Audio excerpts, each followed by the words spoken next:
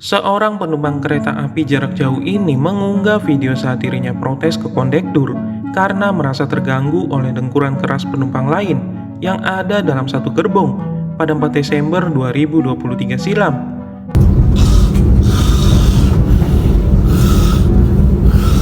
Pemilik akun Instagram @bambang_sutarno itu menilai bahwa dengkuran dari salah satu penumpang kereta api yang berangkat dari stasiun Semarang Poncol tersebut begitu keras, seperti orang kesurupan. Katanya, hal ini dimulai dari pukul 3 dini hari hingga pukul 5 pagi. Menurut Bambang, sebelumnya penumpang yang mendengkur itu sudah ditegur oleh penumpang lain, tapi tetap tidak ada perubahan. Akhirnya, ia melaporkannya ke pihak kondektur yang bertugas untuk membangunkan pihak yang bersangkutan.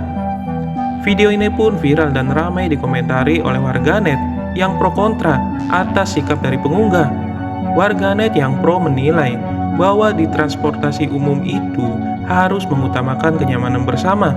Sementara itu, warganet lain menyampaikan, jangan suruh orang yang tidak mendengkur untuk sabar dan memaklumi.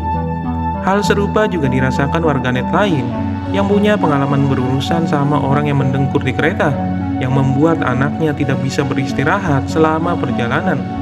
Udah ditegur, orangnya galak, tulisnya. Sedangkan warganet yang kontra atas unggahan tersebut menilai bahwa mendengkur itu hal yang perlu dimaklumi karena bukan kesengajaan. Warganet lain yang kontra juga menyampaikan agar penumpang lain mewajarkan. Bagaimana menurut kalian? Kalian tim pro atau tim kontra? Tulis pendapatmu di kolom komentar ya.